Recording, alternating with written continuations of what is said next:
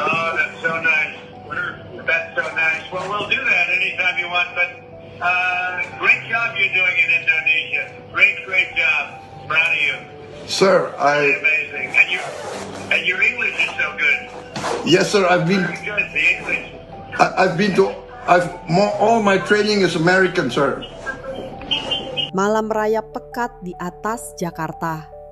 Jarum jam baru saja melewati pukul 1 WIB. Di saat sebagian besar ibu kota terlelap, sebuah sambungan telepon Trans-Pasifik memecah keheningan di Istana Negara.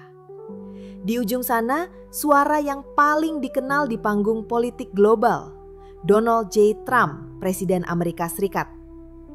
Di Jakarta, Presiden Prabowo Subianto, sang patriot yang baru saja lantang menyuarakan perlawanan terhadap penjajahan gaya baru dalam pidatonya di acara Indo Defense Expo and Forum sehari sebelumnya.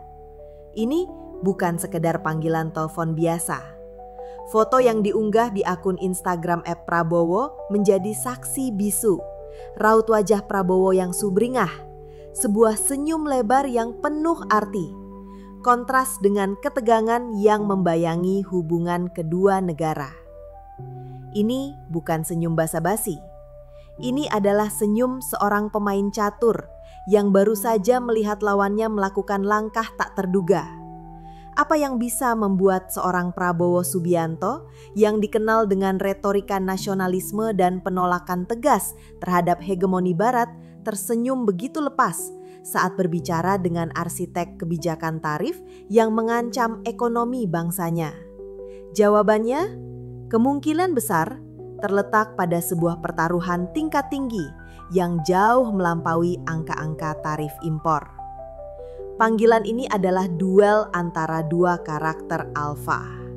Di satu sisi, Donald Trump, sang dealmaker yang memandang hubungan internasional sebagai serangkaian transaksi. Di sisi lain, Prabowo Subianto, mantan jenderal yang memegang teguh prinsip kedaulatan dan posisi setara.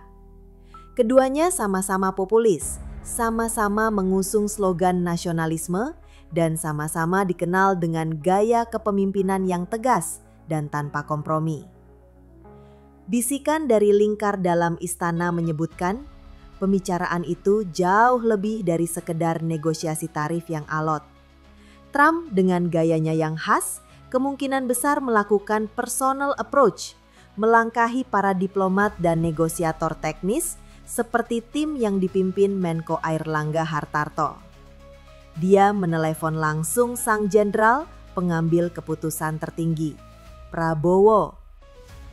Kita bisa bayangkan Trump membuka percakapan dengan nada akrab. Saya dengar orang-orangmu kesulitan di Washington. Mari kita bicara. Dari pemimpin ke pemimpin. Ini adalah langkah klasik Trump, menciptakan kanal personal untuk memecah kebuntuan sekaligus menguji nyali lawannya. Dan bagi Prabowo, ini adalah kesempatan emas.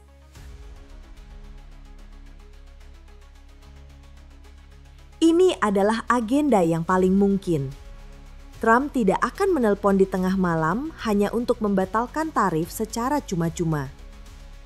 Tawarannya kemungkinan besar bersifat quid pro quo, sesuatu untuk sesuatu. Tawaran Trump, saya bisa mempertimbangkan kembali tarif 32% itu, bahkan mungkin menghapusnya. Tapi saya butuh Indonesia lebih tegas di Indo-Pasifik. Bagaimana posisi Anda terhadap Tiongkok di Laut Natuna Utara? Bagaimana dengan peningkatan kerjasama pertahanan dan intelijen dengan kami? Dilema Prabowo, ini adalah ujian terbesar bagi doktrin bebas aktif Indonesia. Berpihak terlalu dekat pada Amerika Serikat akan memprovokasi Tiongkok, mitra dagang terbesar Indonesia. Namun, menolak mentah-mentah akan membuat ancaman tarif tetap menghantui. Prabowo kemungkinan besar akan menegaskan kedaulatan Indonesia di Natuna, namun membuka pintu untuk kerjasama pertahanan yang saling menguntungkan, bukan dalam kerangka aliansi yang mengikat. Dia akan menjual narasi menjaga stabilitas kawasan bersama, bukan menjadi pion Amerika Serikat. 2. Proyek mercusuar, investasi strategis sebagai pemanis. Untuk melunakkan sikap Prabowo, Trump kemungkinan menyinggung soal investasi besar-besaran dari perusahaan-perusahaan Amerika Serikat. Ini bukan sekedar investasi portofolio biasa, melainkan proyek-proyek strategis yang sejalan dengan visi Prabowo. Kemungkinan proyek pembangunan industri semikonduktor di Indonesia untuk mengurangi ketergantungan global pada Taiwan dan Tiongkok, investasi di sektor mineral kritis, nikel, kobalt, dengan syarat hilirisasi penuh di dalam negeri, atau bahkan transfer teknologi untuk industri pertahanan. Ini adalah pemanis yang sulit ditolak karena sejalan dengan agenda nasionalisme ekonomi Prabowo. Panggilan telepon dini hari pada Jumat 13 Juni 2025 itu bukanlah akhir dari sebuah negosiasi, melainkan pembukaan babak baru yang mendebarkan dalam hubungan Indonesia-Amerika Serikat. Senyum Prabowo Subianto bukanlah tanda penyerahan diri, melainkan tanda dimulainya sebuah permainan strategis di level tertinggi. Pertaruhan di meja bukan lagi sekedar tarif impor, tetapi arah masa depan geopolitik Indo-Pasifik, kedaulatan ekonomi Indonesia, dan warisan dua pemimpin paling berpengaruh di era ini. Dunia kini menanti langkah mereka selanjutnya. Sejarah kita sendiri telah mengajarkan kepada kita bahwa ratusan tahun negara kita diduduki oleh bangsa-bangsa lain, diduduki,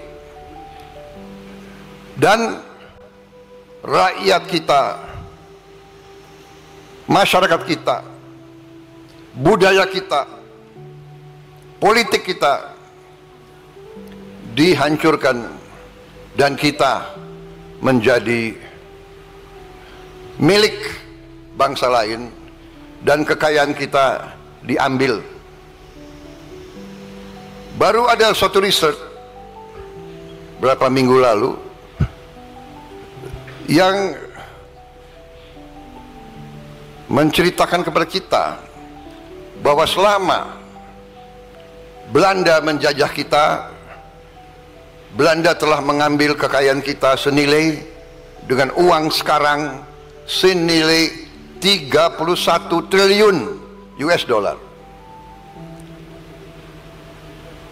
Produksi domestik bruto kita sekarang adalah 1,5 triliun US dollar. Berarti kekayaan yang telah diberikan atau diambil dari bangsa Indonesia adalah sama dengan mungkin 18 kali seluruh produksi bangsa Indonesia, 18 kali GDP kita, atau sama dengan kurang lebih 144 tahun anggaran kita 140 tahun. Dan selama Belanda menduduki Indonesia, Belanda telah menikmati GDP per kapita nomor 1 di dunia. Saudara-saudara sekalian, apa yang itu mengajarkan kepada kita? Mengajarkan kepada kita kalau kita sekarang berhasil menjaga kekayaan kita, mungkin GDP per kapita kita juga salah satu yang tertinggi di dunia, dan hampir semua lembaga-lembaga ekonomi dunia sudah meramalkan bahwa ekonomi Indonesia